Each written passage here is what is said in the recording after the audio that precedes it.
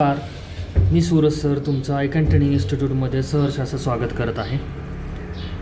E counselling process ज्याची आपण आतुरतेने वाट बघत होतो, ती काउन्सिलिंग प्रोसेस जी आहे, चॉईस फिलिंगची प्रोसेस जी आहे ती आजपासून सुरू होत आहे. ती कशी करायची आहे, काय काय नवीन चेंजेस आहेत, सैनिक स्कूलने काय काय नवीन दिलेलं आहे याबद्दलचा हा व्हिडिओ आहे.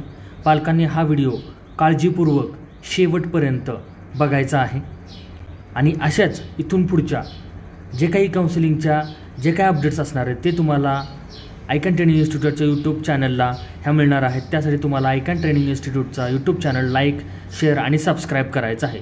सबस्क्राईब केल्यानंतरच तुम्हाला नवनवीन जे काही चेंजेस असणार आहेत, अपडेशन असणार आहेत ते मिळणार आहेत. सो आपण सुरू करूयात.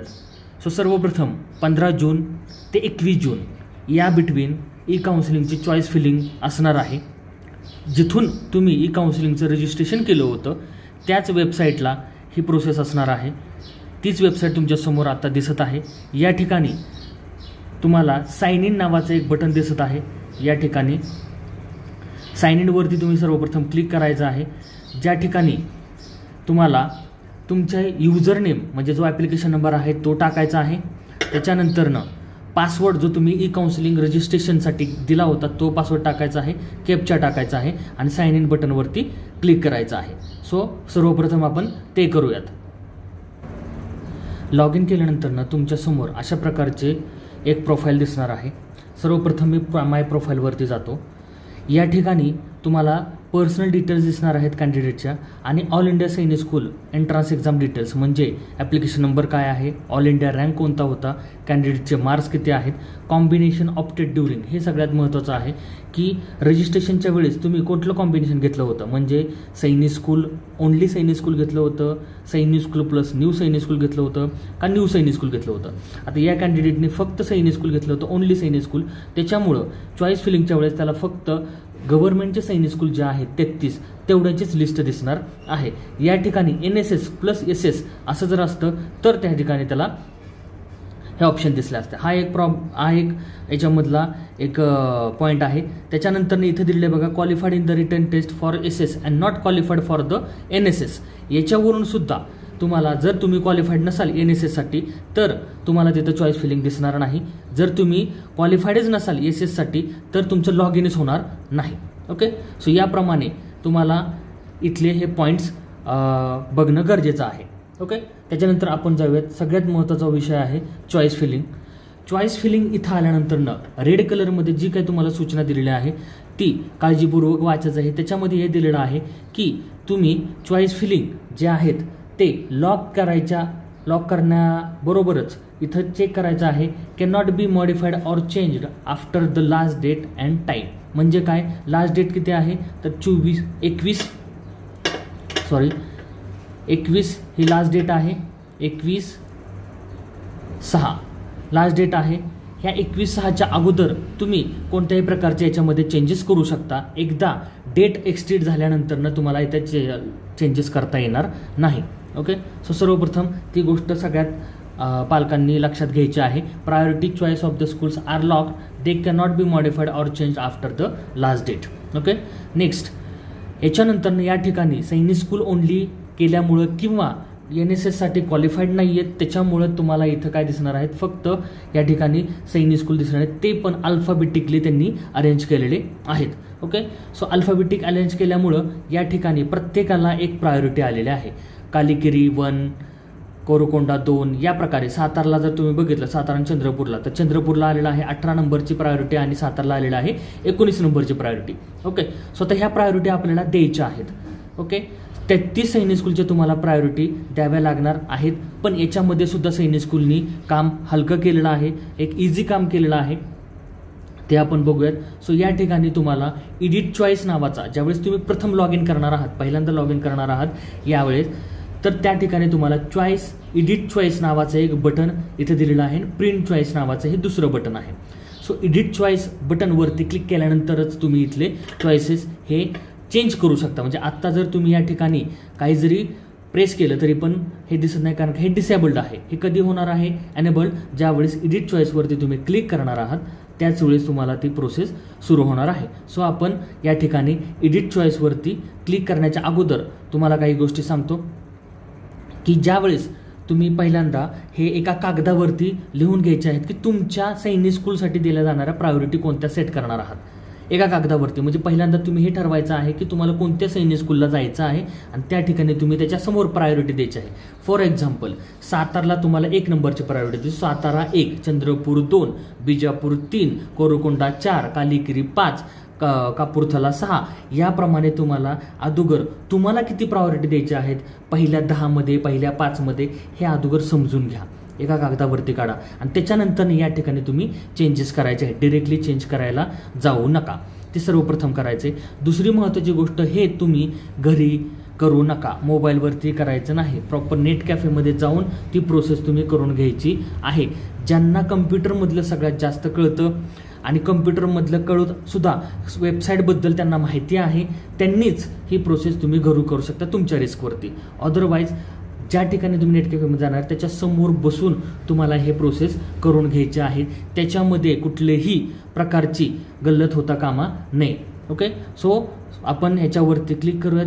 एडिट चॉईस बटनवरती क्लिक केल्यानंतर तुम्हाला एक मेसेज येणार आहे, choices are unlocked successfully. So okay बटनवरती क्लिक केल्यानंतर आता मात्र तुम्हाला या ठिकाणी बघा चॉईसेस देण्यासाठी येत आहेत. इथे कुठलाही ॲरो बटन नाही आहे, तुम्हाला त्याच्यावरती क्लिक करायचं आहे. फॉर एक्झाम्पल मला आता सातारा सैनिक स्कूलसाठी 1 नंबरची प्रायोरिटी द्यायची आहे. तर सातारा सैनिक स्कूल आत्ता कोणत्या पोझिशनला आहे? 19 पोझिशनला. आणि 1 नंबरला कोण आहे? 1 प्रायोरिटीला आहे कालिकिरी. ओके, सो जर मी इथं सातारला जर या ठिकाणी 1 नंबरची जर प्रायोरिटी केली, 1 नंबरची प्रायोरिटी केल्यानंतर ॲटोमॅटिकली जिथे 1 नंबरला प्रायोरिटी होती अगोदर ज्या सैनिक स्कूलला तिथं 19 नंबर जाणार आहे. म्हणजे ज्या सैनिक स्कूलची तुम्ही प्रायोरिटी चेंज केली त्या सैनिक स्कूलची प्रायोरिटी अगोदरच्या सैनिक स्कूलला जाणार आहे. म्हणजे जिथं तो नंबर होता अगोदर त्या ठिकाणी जाणार आहे. परत एकदा सांगतो, सातारा सैनिक स्कूलला 19 नंबरची प्रायोरिटी होती आणि कालिकिरी सैनिक स्कूलला 1 नंबरची प्रायोरिटी होती. मला आता सातारा सैनिक स्कूलला 1 नंबरची प्रायोरिटी द्यायची आहे. ॲटोमॅटिकली तेवढंच करायचं आहे. परत तुम्हाला कालिकिरीला 19 नंबर करायचा नाही. ॲटोमॅटिकली तुम्हाला जी प्रायोरिटी द्यायची 1 नंबरला ती प्रायोरिटी दिल्यानंतर त्या प्रायोरिटीचा जो नंबर होता सातारचा जो 19 नंबर होता तो ॲटोमॅटिकली 1 नंबरच्या प्रायोरिटीला जाणार आहे. तुमच्यासमोर परत एकदा सांगतो मी की कोरकोंडा आणि ईस्ट साईन या ठिकाणी मला ईस्ट साईनला 2 नंबर द्यायचा आहे. ओके, मला ज्याला द्यायचा आहे ऑप्शन तो मी इथं समोर देणार आहे. सो या ठिकाणी मला ह्याला 2 नंबरला दिल्यानंतर ॲटोमॅटिकली कोरकोंडाला 3 नंबर गेलेला आहे तुमच्या समोर आहे. सो ज्याची प्रायोरिटी तुम्हाला द्यायची आहे तोच फक्त चूज करायचा आहे. तो चूज केल्यानंतर ॲटोमॅटिकली दुसऱ्याची प्रायोरिटी ही बदलून जात आहे.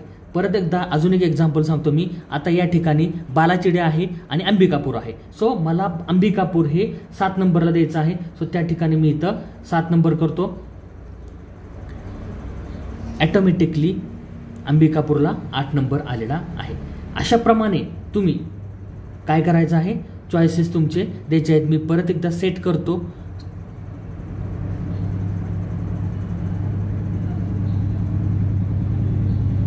तुम्हाला परत एकदा आहे त्याच प्रायोरिटी दिसून जातील. ओके, 1 2 3 4 5 6 7 8 9 ॲज इट इज परत प्रायोरिटी आलेली आहे आणि सातारला परत 19 नंबरचीच प्रायोरिटी आलेली आहे. याप्रमाणे तुम्ही सेट केल्यानंतरनं 2 ते 3 वेळा चेक करायचं आहे. ही प्रोसेस जी आहे, जर तुम्हाला वाटलं की 15 तारखेपासून 21 तारखेपर्यंत 18 तारखेला वाटलं की नाही आपली परत प्रायोरिटी आपल्याला चेंजेस करायचे, तरीही तुम्ही चेंजेस करू शकता. 21 तारखेपर्यंत तुम्ही कुठलेही चेंजेस याच्यामध्ये करू शकता. तोपर्यंत तुम्हाला हा जो प्रिंट चॉईसचा आहे ते तुम्हाला एनेबल होणार नाही. कारण की यामध्ये दिलेला आहे बघा, print button would be visible to post closure of the choice filling window. त्याच्या आधीच तुम्हाला दिसणार, त्यानंतर तुम्ही प्रिंट करायचे आहेत तुमचे चॉईसेस.